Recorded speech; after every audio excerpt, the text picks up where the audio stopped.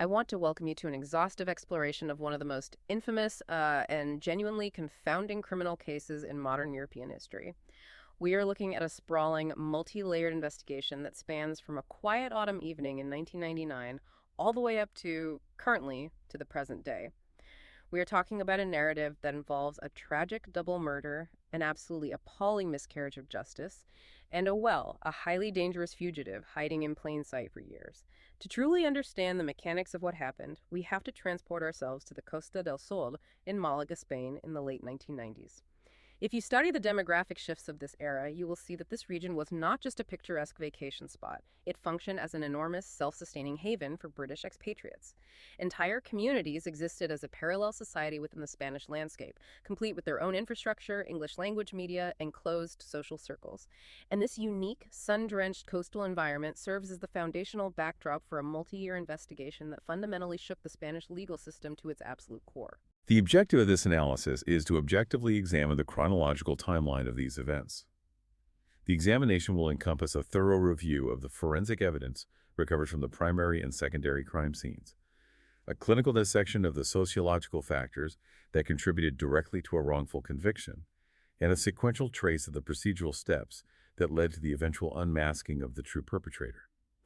The data presents a comprehensive case study in criminal justice vulnerabilities, the degradation of physical evidence, and the intersection of public perception with jurisdictional communication. Exactly. And to grasp how public perception so completely derailed this investigation later on, we have to start by examining the background of our first victim, because the highly unique family dynamics at play here are exactly what the media would eventually weaponize. Here's where it gets really interesting for you as the listener. We have to look at the beginning of Rocío Wanninkhof's life.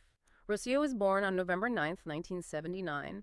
Her father, Willem Wanninkhof, was a Dutch citizen, and her mother, Alicia Hornos, was a Spanish native from the rural province of Jaén. This cross-cultural marriage was actually relatively common in the increasingly international environment of southern Spain. However, the internal dynamics of this family underwent a massive shift. In 1982, a woman named Maria Dolores Vázquez, who went by the nickname Loli, enters the picture. The timeline here is critical for you to understand the foundation of the relationships. Alicia Hornos began a relationship with Dolores Vázquez in 1982, while Alicia was still actively married to Willem. The chronological sequence of events establishes that by 1983, Alicia Hornos finalized a legal divorce from Willem Wanninkhof. Following the dissolution of this marriage, Willem relocated his primary residence back to the Netherlands.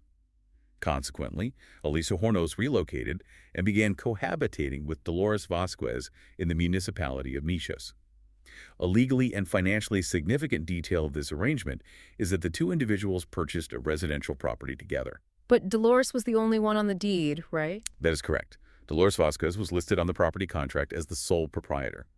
This administrative detail regarding property ownership established a specific financial framework that later became the primary catalyst for civil disputes between the two parties. Right, and the domestic setup they created was something that the average person looking back at the 1980s in rural Spain might not fully grasp. This was a decidedly non-traditional upbringing for the time and place, and it worked incredibly well for a long time. Rocío and her sister Rosa did not just view Dolores as their mother's romantic partner, they viewed her completely as a second mother. The sources we have show a profound level of familial integration. The children actually signed their names as Vázquez Hornos in their school assignments and in their own personal diaries. The adoption of the surname in informal documentation indicates a secure developmental environment during those formative years. Exactly. They completely adopted Dolores' surname, which indicates a deep foundational bond. But, as often happens, the relationship eventually began to deteriorate. Sociological and financial entanglement often prolongs cohabitation following the cessation of a romantic partnership. The dissolution of their relationship occurred in 1988. Analytically speaking, the separation was initially amicable. The individuals continued to cohabitate within the Mijas residence without documented incident until 1994. And that is when the living situation finally ruptured. The critical fracture in their dynamic occurred over a property dispute, directly stemming from the aforementioned sole proprietorship of their shared residence. Following this definitive split, Alicia Hornos initiated a new romantic relationship with an individual named Juan Cerrillo. This establishes the interpersonal baseline leading up to the events of late 1999. Okay, let's unpack this baseline because it is crucial for you to keep in mind. We have a complex web of past relationships, lingering resentments over a property dispute, and a tight-knit community where everyone seemingly knows everyone's business. With that framework established, we must meticulously reconstruct Rocío's final movements on the night of October 9th, 1999. It is a Saturday. At exactly 17:37, so 5:30 in the evening, 19-year-old Rocío leaves her home in a residential area of Mijas called La Cortijera. She's heading out to visit her boyfriend, who lives in La Cala de Mijas. It is a very short walk, just about 500 meters. She spends the evening there, hanging out until 21:30. At 21:30, the subject departed the residence to initiate the pedestrian transit back to her primary domicile. Right. Her stated intention, which was corroborated by multiple people, was to take a quick shower, change her clothes, and then head back out to meet her boyfriend and some other friends at a local town fair happening in nearby Fuengirola. But here is the massive anomaly in her routine. This was the absolute only time she ever made this specific walk alone.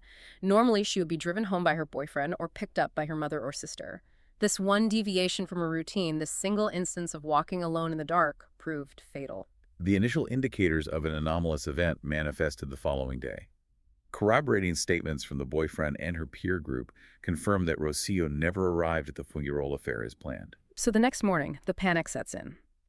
In response to the absence of communication and her failure to appear, Alicia Hornos and her partner, Juan Cirillo, they decide to go for a walk just to manage their psychological distress, to clear their heads. And during this walk, they inadvertently discover the primary crime scene situated in a vacant lot adjacent to the geographical route Rocío would have utilized. A forensic assessment of the vacant lot yielded several critical evidentiary items. Investigators recovered the victim's running shoes and a discarded napkin. Most significantly, there was a substantial accumulation of blood. Imagine the sheer, unadulterated horror of that moment for her mother. You are walking to clear your head, consumed with worry about your missing daughter, and you stumble upon a scene that confirms your absolute worst fears. What Alicia and Juan found immediately triggered a massive law enforcement response. The civil guard was called in, the area was heavily cordoned off, and the physical evidence left behind painted an incredibly grim, violent picture of what had transpired the night before. The measured volume of the blood pool indicated exsanguination.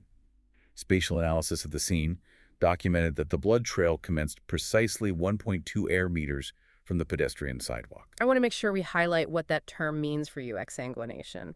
It means severe, catastrophic blood loss sufficient to cause death. The sheer volume of blood at the scene told investigators that Rocío could not have survived whatever happened there. Furthermore, the terrain exhibited distinct dragging marks traversing a severely inclined topographical gradient. The biomechanics required to move a human body over such an incline strongly indicate either the coordinated effort of at least two individuals or a prolonged, high-exertion physical struggle by a single perpetrator. Which tells us a lot about the physical strength of the attacker. Additionally, forensic personnel documented tire tracks from a small vehicle that had traversed directly over the biological evidence. Granular analysis of the tread pattern revealed that the specific tire model had ceased production in 1993, providing a specific, narrow parameter for vehicular identification. That specific detail about the discontinued tire tread from 1993, that is the kind of thing that makes you realize how precise investigations can be. They knew exactly what kind of older vehicle they were looking for, but physical evidence wasn't the only thing they had. There was an ear witness. About 3 or 4 days into the investigation, a local taxi driver came forward with a chilling account. He reported that on the night of the murder, at exactly 22:00, which perfectly aligns with the timeline of Rocío walking home, he was driving near the area and had to actively swerve to dodge an off-road vehicle. This vehicle was operating erratically and utilizing the incorrect lane of traffic in immediate proximity to the primary crime scene. Right near the exact spot where the running shoes were found. And as the vehicle sped past his taxi, he heard a high-pitched scream. This detail adds a terrifying auditory layer to the timeline, pinpointing the exact moment of the abduction or assault. Following the discovery of the scene, the community mobilized in a way you rarely see. Over 1,000 local neighbors joined the search efforts, scouring the brush in the hillsides. Rocío had previously worked as an au pair for a prominent British expat family, Cliff Stanford and Sylvia Spurk Wrigley, and they stepped up immensely. They offered a massive reward of 100,000 British pounds for any information leading to her whereabouts. But despite the staggering amount of money and despite the hundreds of people searching the terrain day and night, weeks passed without a single answer. The search protocols concluded on November 10, 1999, with the discovery of the victim's remains near a sporting facility designated as the Los Altos del Rodeo Club. This location is situated geographically between the municipalities of Marbella and San Pedro de Alcantara. It had been almost a month at that point. The autopsy report provides a clinical sequence of the trauma inflicted. Initial observations noted an advanced state of decomposition. This temporal degradation of the biological tissues led to erroneous hypotheses among early responders, including localized speculation regarding acid corrosion, carbonization, or postmortem insect activity involving flesh-eating wasps.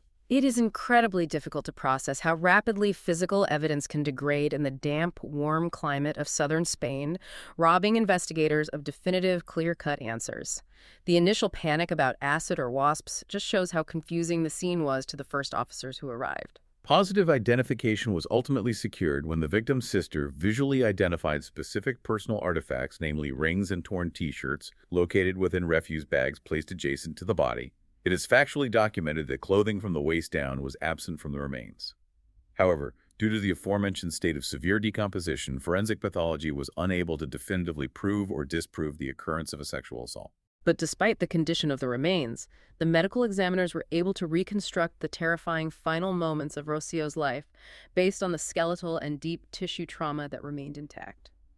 The forensic reconstruction indicates an initial blunt force trauma assault, categorized by pathologists as a severe beating. This was followed by a lethal penetrating trauma to the thoracic cavity.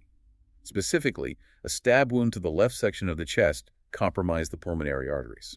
And the positioning of that wound tells us something critical about what was happening. The trajectory and placement of this injury indicate it occurred while the victim was in a state of flight. The physiological response to this arterial severance would have been instantaneous paralysis or rapid loss of consciousness due to catastrophic hemodynamic compromise. Following this incapacitation, the assailant inflicted 8 subsequent stab wounds to a highly localized area of the dorsal region, or the back. The grouping and uniform depth of these wounds indicate they were executed in rapid succession to definitively ensure mortality. The brutality of that sequence is staggering. We are talking about an initial attack, a desperate attempt to flee, a paralyzing strike, and then a rapid succession of strikes to ensure she didn't survive. Tool mark analysis concluded that the weapon utilized for the penetrating trauma was a thin, single-edged razor. You also have to look at what the killer did after the murder, because this was not a panicked, immediate dump of the remains. The killer took calculated steps that gave investigators a very specific behavioral profile to work with. Spatial and environmental evidence provided several critical behavioral indicators regarding the perpetrator. First, the condition of the remains and the surrounding flora indicated the body was deliberately deposited rather than haphazardly thrown into the secondary location several hours post-mortem. Second, the geographical concealment of the site required the navigation of an obscure trail perpendicular to the main N340 highway. Which means they knew exactly where they were going in the dark. This logistical requirement strongly indicates that the perpetrator possessed intimate, pre-existing local knowledge of the regional topography. Finally, a forensic examination of the trash bags utilized to transport the victim's belongings revealed a hand-drawn number 8 on the exterior plastic. This specific marking suggests the bags were not purchased with premeditated homicidal intent, but rather were repurposed household items. Meaning they just grabbed what they had under the sink. It implies a disorganized post-defense concealment strategy utilizing immediately available domestic resources. So what does this all mean for the detectives on the ground? They have a highly specific profile. They are looking for someone with intimate local knowledge, who drives a small vehicle with older tires, who uses repurposed household trash bags, and who is capable of extreme physical violence. But as the weeks turn into months, they are desperate. The public is demanding answers, the media is absolutely swarming the Costa del Sol looking for a villain, and law enforcement needs a suspect. So who do they zero in on? They focus their entire investigation on Dolores Vázquez, Rocío's mother's ex-partner. And they do this despite a complete, total, and absolute lack of any physical evidence linking her to the crime scene. The evidentiary deficit was absolute. Let me be clear for you listening. There is no DNA matching her. There is no blood evidence connecting her. The tire tracks from the 1993 discontinued model do not match any vehicle she owns or operates. The physical strength required to drag a body up that severe incline does not align with her physical profile, but the police arrest her anyway. The systemic failure observed in this phase of the investigation is directly attributable to profound sociological biases that permeated both the law enforcement strategy and the subsequent media coverage. An analysis of the societal dynamics reveals two primary factors driving the prosecution. The first is homophobia. And the media ran completely wild with that. The prosecution and the media actively collaborated in the fabrication of a narrative that characterized Vázquez as a predatory and dominant lesbian. This characterization was entirely devoid of empirical data or psychological assessment, but served to weaponize her sexual orientation, presenting it as a motive for a revenge killing directed at Alicia Hornos. It was a textbook witch hunt, fueled entirely by prejudice and a fundamental misunderstanding of how human beings process trauma. The media engineered what can only be described as a public lynching. Day after day, newspapers and television programs dissected her posture, her facial expressions, and her entire life history. If she looked down, she was hiding guilt. If she looked up, she was defiant. They spun everything to fit this predatory, revenge-driven narrative. The second factor involves severe cultural misunderstanding. Vázquez possessed a stoic psychological baseline. This restraint was attributed to her Galician heritage and her extended exposure to traditional British behavioral norms during her time in the expatriate community. In the cultural context of rural Andalusia, grief is historically expected to be highly performative, vocal, and externally visible. So because she wasn't sobbing uncontrollably for the cameras, they decided she was a murderer. Vázquez's contained demeanor starkly clashed with local expectations, leading the public and investigators to erroneously interpret her emotional regulation as evidence of a cold, calculating, and psychopathic nature. And this media circus directly impacted the legal proceedings in a catastrophic way. Here is an absolutely crucial piece of historical context that you need to understand. At this exact time, Spain was utilizing a newly implemented jury system. For decades prior to this, criminal cases in Spain were decided by panels of professional judges who were trained to evaluate evidence and dismiss hearsay. But now you take a brand new, untested system of everyday citizen jurors and you marinate them in months of vicious bias and completely unverified media coverage before they even step foot in the courtroom. The procedural integrity of the trial was fundamentally compromised prior to its commencement. The result was practically inevitable. The jury, completely overwhelmed by the media prejudice and lacking the judicial training to compartmentalize the glaring lack of physical evidence, essentially just repeated the prosecutor's allegations word for word in their final verdict. They convicted an innocent woman based on a fictionalized narrative. Dolores Vázquez was sentenced to 15 years in prison. She served 17 agonizing months behind bars, locked away for a crime she had absolutely nothing to do with, before the High Court of Andalusia finally recognized the severe procedural flaws, the lack of evidence, and the overwhelming prejudice, and ordered a retrial. However, her release pending retrial did not constitute a formal exoneration within the public sphere. Right. Even after her release, she was still a suspect. She was still fighting for her life and her reputation until the narrative violently shifted to another town and another tragic loss. The critical turning point in the investigative timeline occurred on August 14, 2003, within the municipality of Coyen, located in the Málaga province. The subject of this incident was 17-year-old Sonia Carabantes. The circumstances of her disappearance exhibited statistically significant operational parallels to the Wanninkhof incident. Carabantes vanished while engaged in pedestrian transit to her residence following attendance at a local town fair. The similarities are chilling. You have a young woman walking home alone at night from a local fair in the exact same region of southern Spain. It is the exact same method of operation. The community of Coyen woke up to an absolute nightmare. The investigation launched immediately, and the initial findings were grim.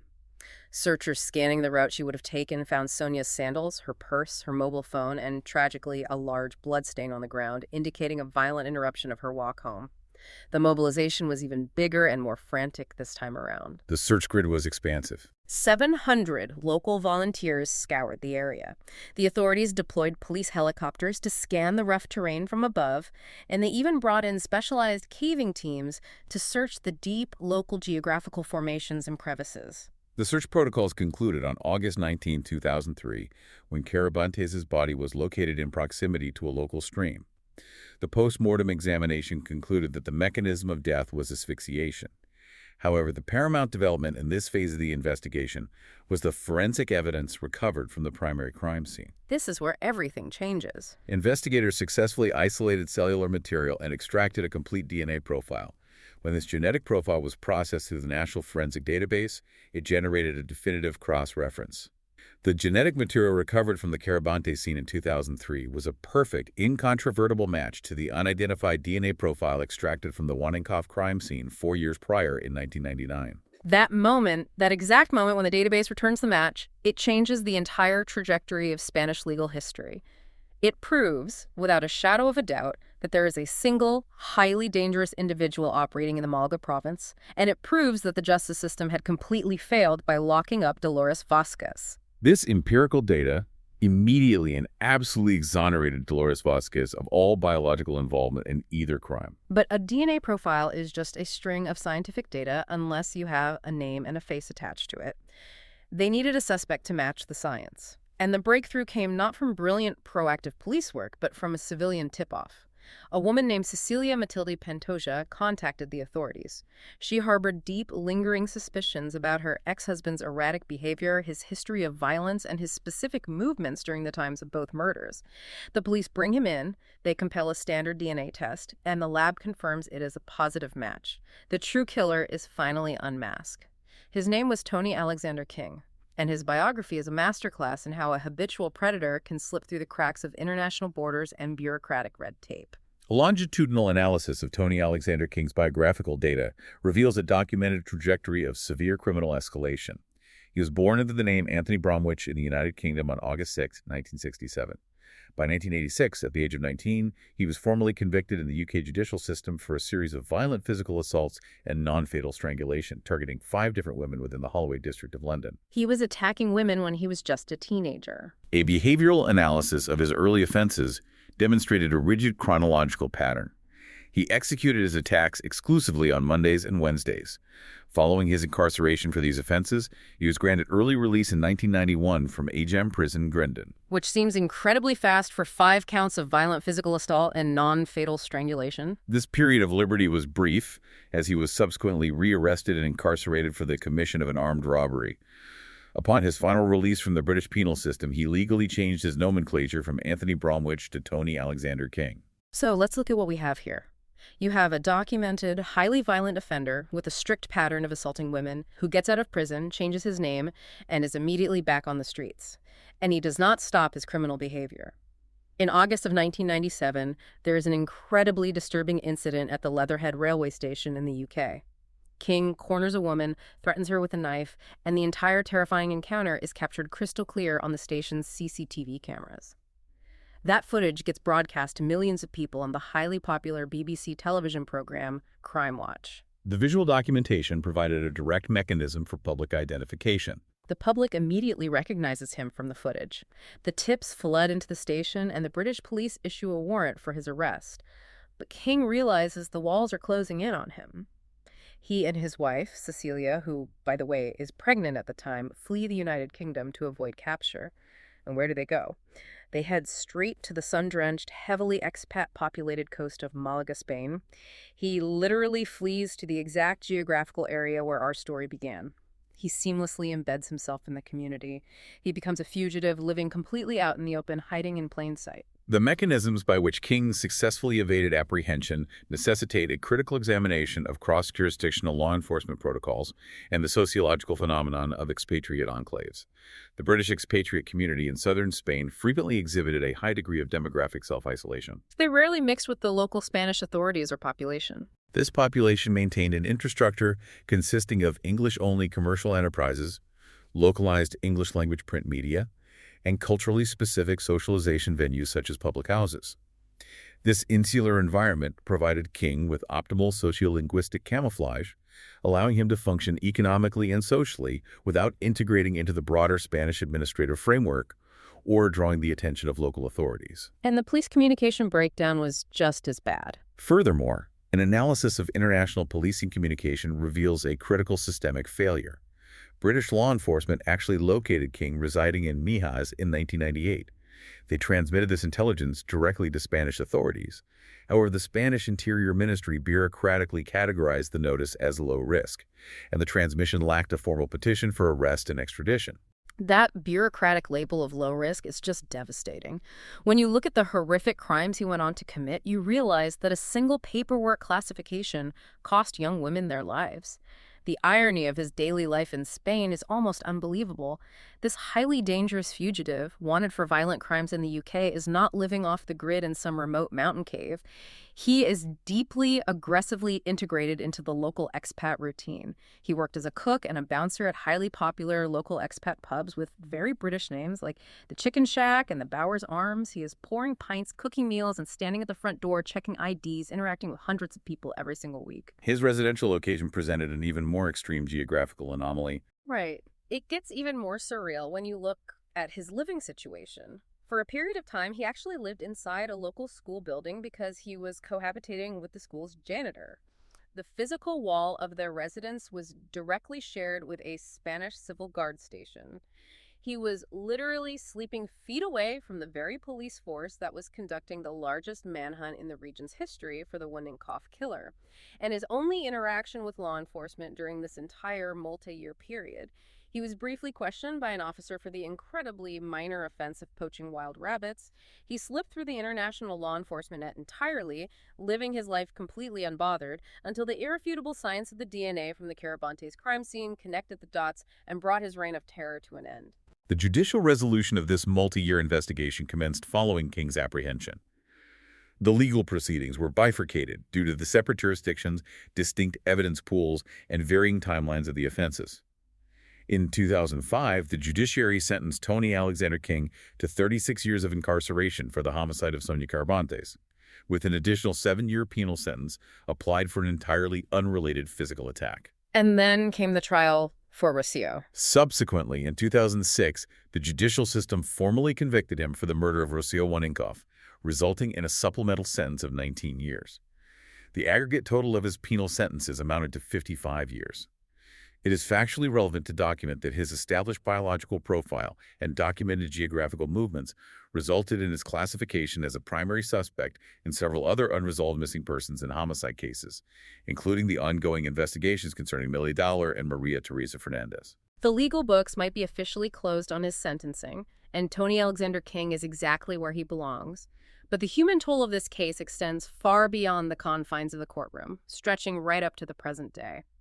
You cannot simply erase the years of trauma inflicted on these families, nor can you easily undo the psychological damage caused by a false narrative.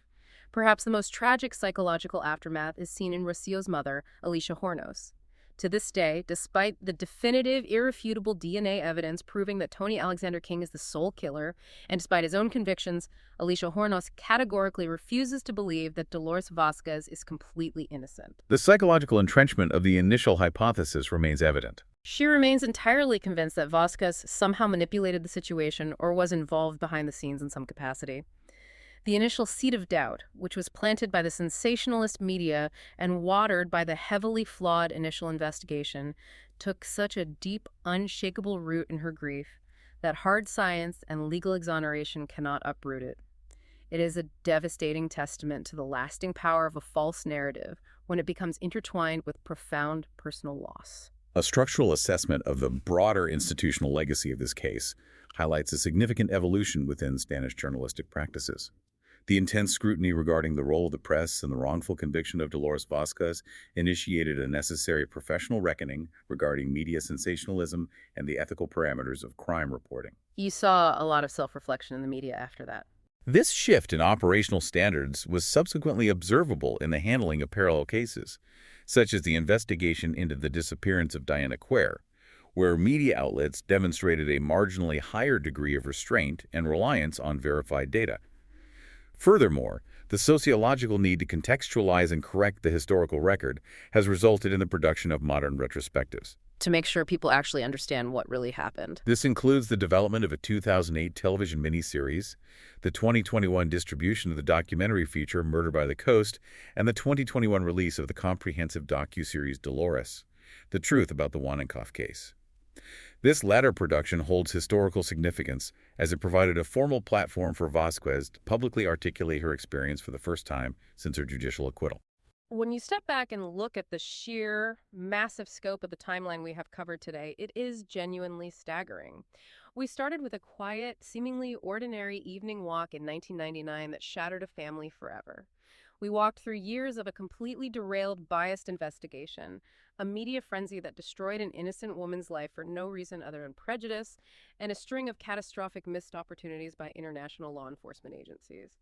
We saw exactly how a violent serial offender manipulated international borders and insulated expat communities to hide in plain sight, working in pubs and living right next door to the police until the cold, indisputable truth of forensic science finally caught up with him and unmasked him for what he truly was. A final review of this chronological sequence presents a critical observation. The data demonstrates the terrifying fragility of the criminal justice system when public opinion, fueled by media spectacle and deeply ingrained sociological biases, is permitted to override objective physical evidence and rigorous forensic methodology. The sequence of events serves as a permanent empirical baseline for the absolute necessity of maintaining clinical objectivity in all legal and investigative proceedings. Thanks for listening.